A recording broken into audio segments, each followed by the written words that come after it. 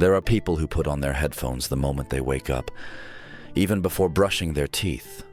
Some walk out the door with them as if they were part of their body. They go to school, to work, to the store, to the bus. Headphones in, distant look. Almost no one notices, but inside something is being protected. Headphones today aren't just for listening to music. They're for silencing the world, for not having to respond, for creating a space where life enters only in the way we choose. In times of constant noise, rush, too much talking, too many demands, controlled silence becomes a refuge. And in this context, headphones are more than just an accessory. They're armor, they're boundaries, they're an unspoken message. Maybe that's why so many people wear them even when they're not listening to anything.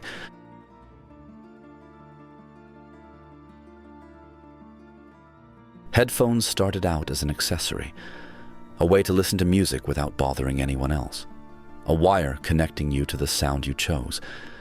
But little by little, they became something else. They left the realm of music and entered the territory of emotions, boundaries, and defense. Today, they're not just a channel in, they're also a barrier against excess. We live in an era of constant stimulation. Voices, notifications, alerts, horns, endlessly loading feeds. Everything wants our attention. Everything invades. Everything demands. And in the middle of all that, headphones become a filter.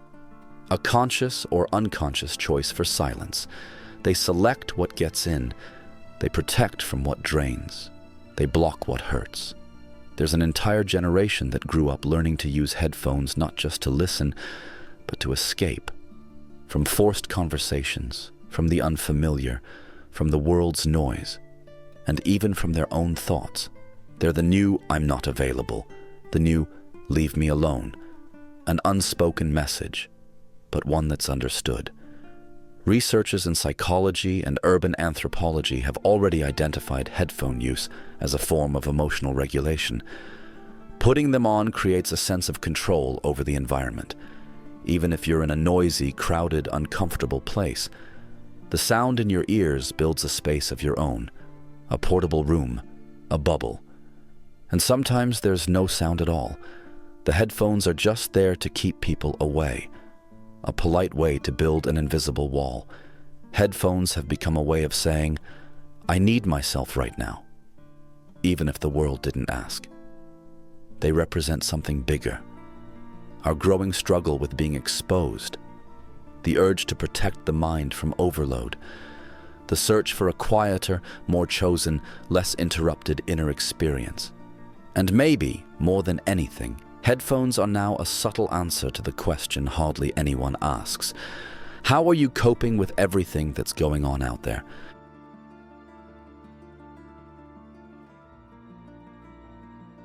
The story of headphones mirrors the story of our need for intimacy in the midst of the crowd.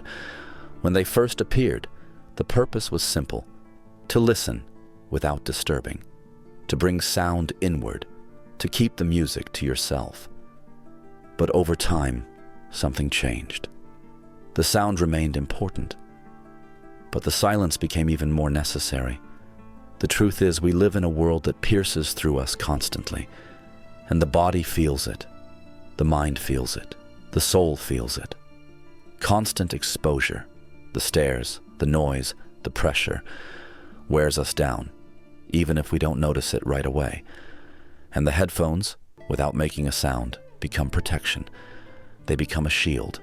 They become a boundary. It's interesting to think about this in light of what German philosopher Peter Sloterdijk once said. In his theory of spheres, he suggests that human beings always live within protective spaces, symbolic bubbles that isolate and comfort. First, it's the womb, then the house, the bedroom, the circle of friends. And today, perhaps the headphone is the most portable version of that existential bubble, a capsule of sound and silence where you can still be yourself, without needing to explain. The formation of this habit is gradual. It starts as preference, then becomes comfort.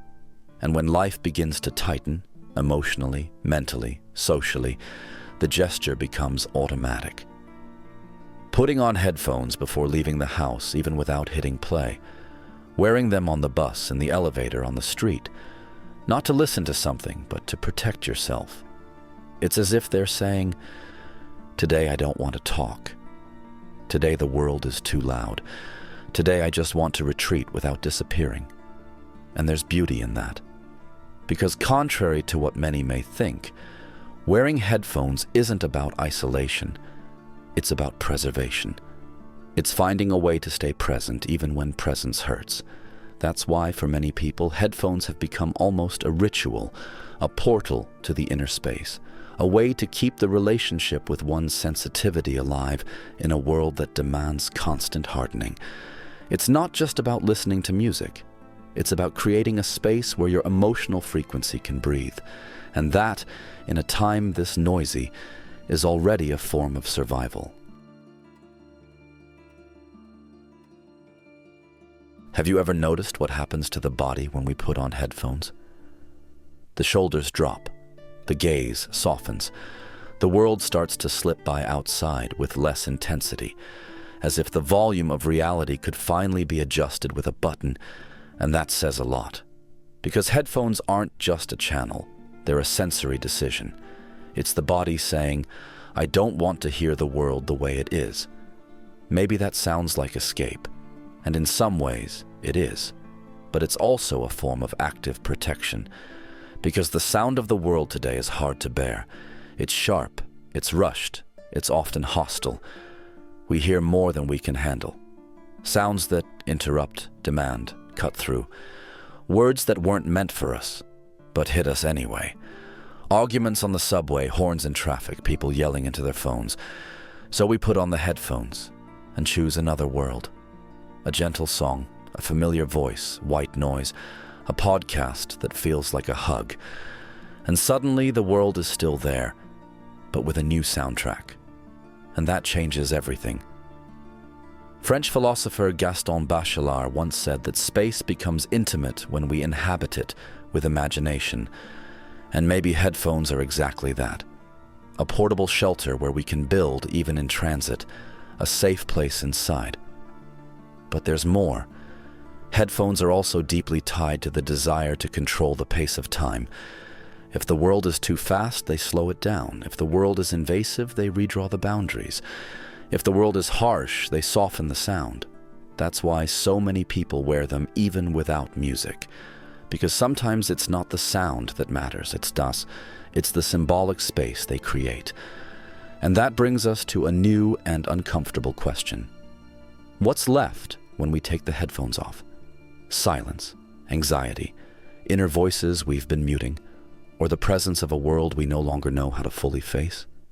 So headphones aren't just a barrier, they're also a mirror. They reveal just how much we're trying to survive the noise of the world without losing what's left of our inner silence.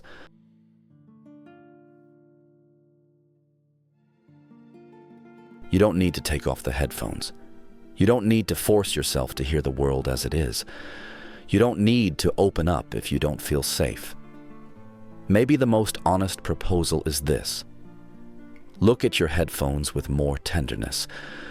Recognize how much they've protected you on hard days, how they held you when the world was too loud, how they gave you a corner of refuge even in the middle of the street.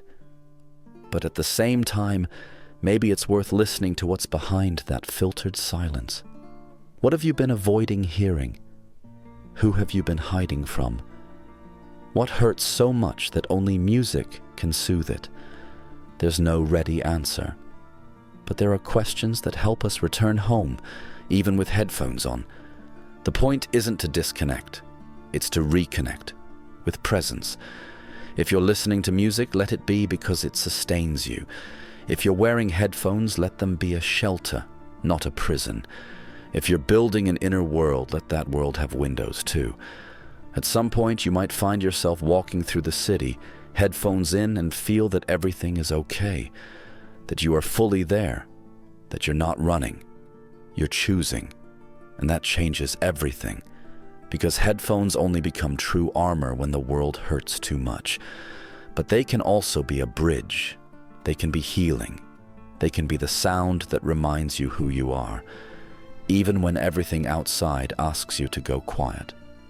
Maybe the only real proposal is this: don't stop listening to yourself, even with music, even with headphones, even in silence.